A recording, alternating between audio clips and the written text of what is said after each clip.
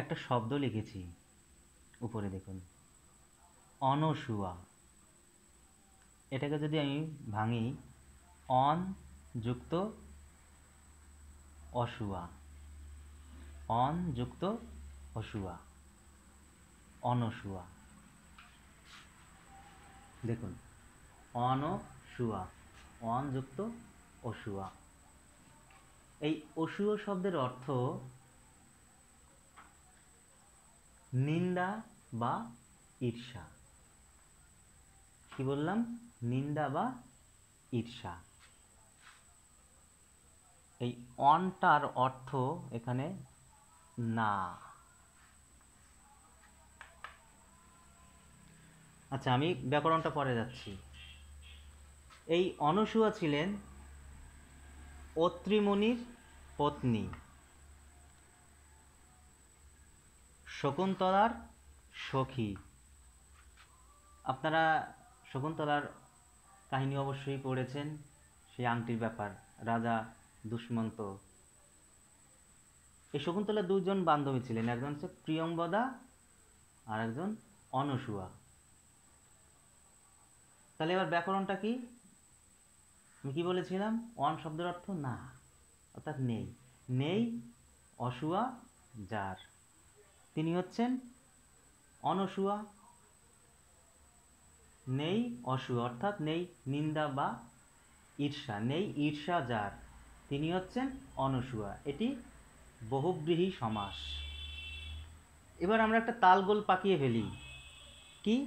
এই অনসুয়াকে আমরা কি বলি অনেক সময়?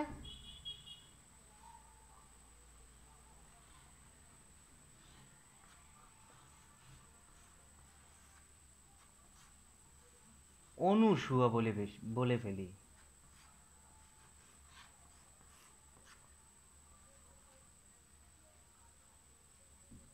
এই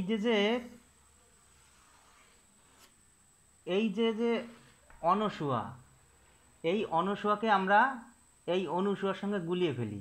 এর কি অর্থ আমি জানি না, এর কোনো অর্থ আদৌ আছে কি না সেটা আমি জানি না,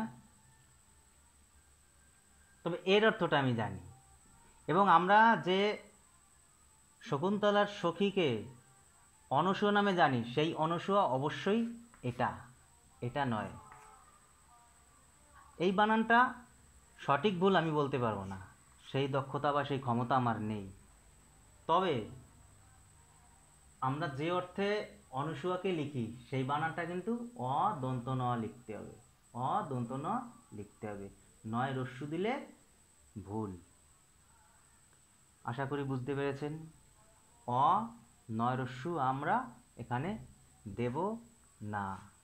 তবে হ্যাঁ, আমি একটা বইয়ে পেয়েছিলাম এই অনুসুয়ার একটা অর্থ, মানে অর্থটা ঠিক না, প্রত্যয় করিয়ে দিয়েছিলেন। আমি আপনাদের সেই বইটা দেখাচ্ছি এবং পৃষ্ঠাও দেখাচ্ছি।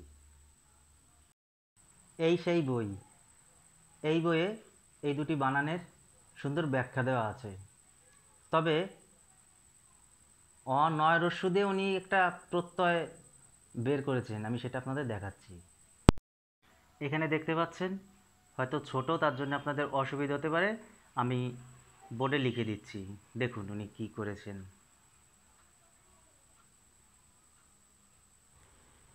এই সুভাষ ভট্টাচার্য, তিনি তার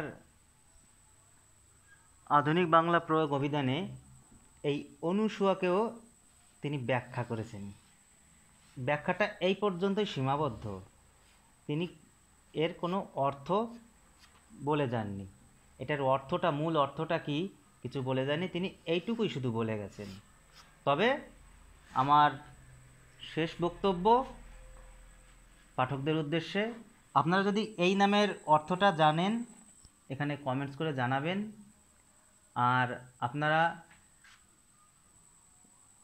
অনসুয়া যে অর্থে ব্যবহার করেন আপনারা এই বানানটাই লিখবেন, অন